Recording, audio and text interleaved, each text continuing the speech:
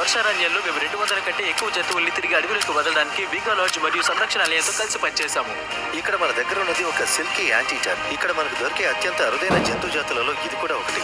Oh my God, ఇది చాలా చిన్నగా అందంగా ఉంది. అలానే వెళ్ళు చిన్నోడా. బాయ్.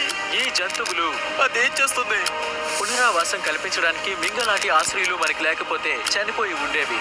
అందుకే మేము ఈ తాబేల్ని ఇక్కడ దాని సహజ ఆవాసంలోకి తీసుకొచ్చాము. ఇంకా వాటిని స్వేచ్ఛగా వదిలేసాం. ఎందుకంటే అమెరికాకు తిరిగి వచ్చి మేము వందలాది జంతువుల్ని కాపాడాము. ఇక్కడ wild life critter circle of life లో లాగా ఇక్కడ మేము గాయపడ్డ వదిలేయబడ్డ 47 జంతువులకి నిధులిచ్చాం. డ్రాకో అనే ఈ నల్ల తోడేలతో సహా. దాన్ని లూయిసియానాలో షూట్ చేశారు. డ్రాగో వచ్చినప్పుడు అది నిలబడలేకపోయింది. ఇప్పుడు మీరు చూస్తున్నట్టు అది చుట్టూ తిరుగుతూ చాలా సంతోషంగా ఉంది. 20 నక్కల్ని చంపి వాటిని ఉలెన్ కోట్లుగా మార్చబోయారు. కానీ దానికి బదులు మేము జోక్యం చేసుకుని వాటన్నిటినీ కాపాడాము. మీకు బొమ్మలు ట్రీట్లు లభిస్తాయి. మీరు చుట్టూ తిరగచ్చు.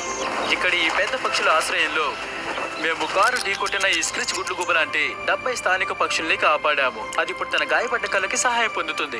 నిజానికి దాని కంటి పూర్తి దృష్టి తిరిగి వస్తుందో లేదో మాకు తెలియదు. గుడ్లు గూపలది అదృష్టం. అవి అడవిలో బ్రతకగలవు. అవి కేవలం ఒక పని చేసే కంటితోనే. మేము 42 గాయపడిన ఇంకా అనాథలైన వైట్ టైల్ జింకలకి కూడా ట్రీట్మెంట్ ఇచ్చాం. కమాన్ జింకా. ఇది మళ్ళీ స్వేచ్ఛగా నడవడానికి మేయడానికి తగినంత ఆరోగ్యం ఉంది. జార్జియాలోని ఈ రెస్క్యూ సెంటర్ లో మేము 85 జంతువుల్ని కాపాడాం. ఈ మిసిసిపి గద్ద మళ్ళీ ఎగరడానికి తగినంత కోలుకుంది. ఇంకా న్యూయార్క్ లోని ఈ తాబేలు రెస్క్యూలో మేము 48 భిన్న తాబేలను కాపాడాం. ఇది చివరికి తన సహజ ఆవాసానికి తిరిగి వెళ్ళడానికి కావలసినంత ఆరోగ్యంగా ఉంది. Skate park. Wild life critter circle of life కి తిరిగి వస్తే బోడి అనే ఈ కంగారు తన తల్లిని కోల్పోయింది. కాబట్టి దానికి తల్లి ఉన్నట్టుగా అనుభూతినిచ్చే కొన్ని వస్తువులు కావాలి. దానికి సాధ్యమైనంత వరకు తల్లిని పోలిన స్పెషల్ చనుమొనలే ఉన్నాయి. అవి సేఫ్ గా ఫీల్ అవడానికి మేము పౌచ్లు తయారు చేస్తాం. ఇంకా దాని కదలికలు తల్లి కదలికల్లాగే అనిపిస్తాయి.